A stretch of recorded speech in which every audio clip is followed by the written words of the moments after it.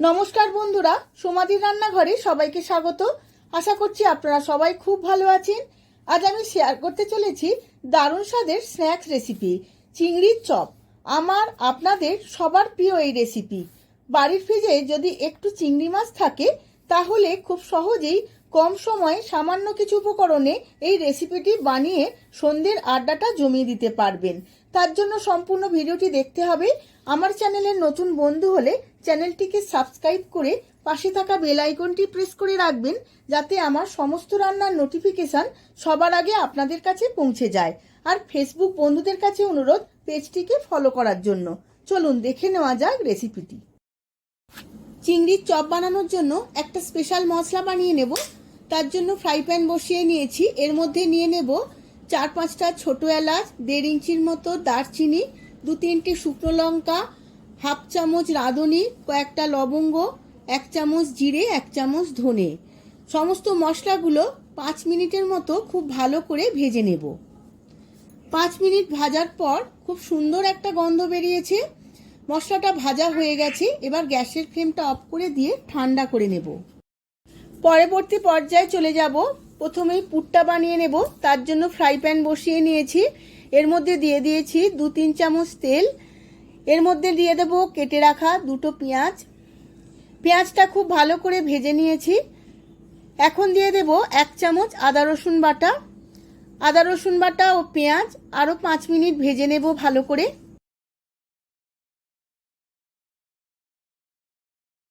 পেঁয়াজ আদা রসুন বেশ ভালো করে ভাজা হয়ে গেছে। এখন এর মধ্যে দিয়ে দিলাম অল্প একটু চিনি। চিনিটা খুব ভালো করে মিশিয়ে নেব। 3-4টে কেটে রাখা লঙ্কা কুচো এখন এর মধ্যে দিয়ে দেব। সমস্ত উপকরণগুলো খুব ভালো করে ভেজে নিয়েছি। এখন এর মধ্যে দিয়ে দেব সেদ্ধ করে ম্যাশ করে নেওয়া আলু। আমি 2-3টে আলু এখানে সেদ্ধ করে নিয়েছিলাম।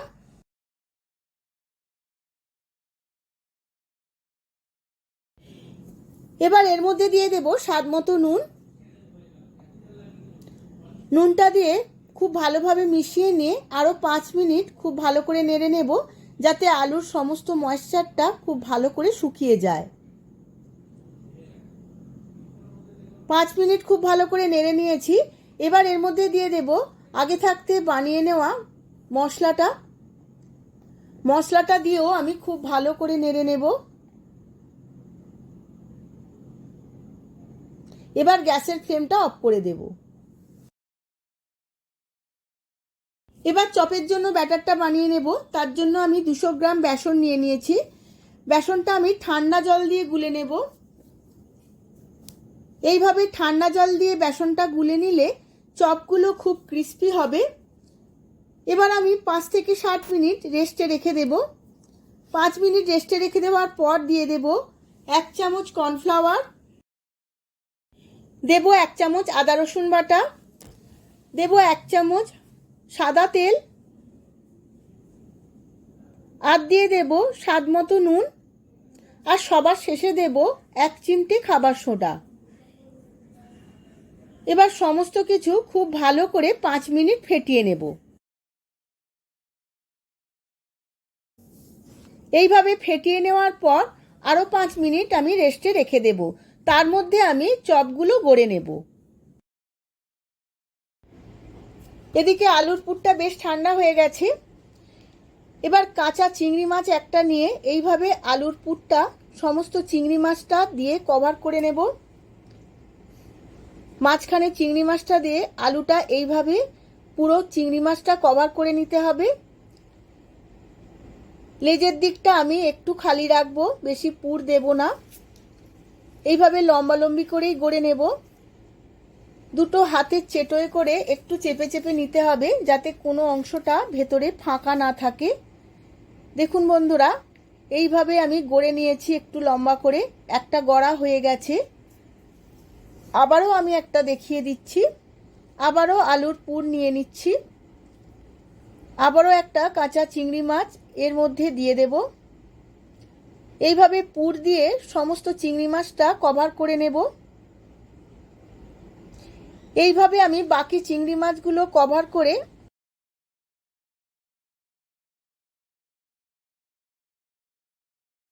সমস্ত চিংড়ি মাছের চপগুলো গড়ে নিয়েছি, এবার ভাজার জন্য একদম রেডি হয়ে গেছে। আমি কড়ার মধ্যে তেল গরম বসিয়ে দিয়েছিলাম, তেলটা খুব গরম হয়ে গেছে। এইভাবে চিংড়ি মাছের চপগুলো বেসনে ডুবিয়ে দুটো দুটো করে ভাজবো, আমি বেশি দেব না। এই সময় গ্যাসের ফ্লেমটা হাই টু মিডিয়াম থাকবে। এইভাবে উল্টে পাল্টে চপগুলো 10-15 মিনিট ভেজে নিয়েছি। এইভাবে তেল ছেঁকে তুলে নেব।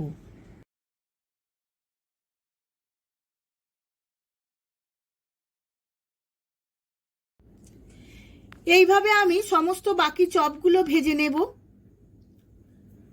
সমস্ত চপগুলো আমার ভাজা হয়ে গেছে, এবার আমি সার্ভ করে নেব। দেখুন বন্ধুরা, আমি সার্ভ করে নিয়েছি। চপগুলো কত খাস্তা আর মুচমুচে হয়েছে, খেতেও কিন্তু দারুণ হয়। আপনারাও এই আমার মতো করে একইভাবে বানিয়ে ফেলুন আর সন্ধ্যের আড্ডাটা এই চপ আর মুড়িতে জমিয়ে ফেলুন। ভিডিওটা যদি ভালো লেগে থাকে ভিডিওটিতে প্রচুর প্রচুর লাইক শেয়ার কমেন্ট করবেন। আজ তাহলে আসি, ধন্যবাদ।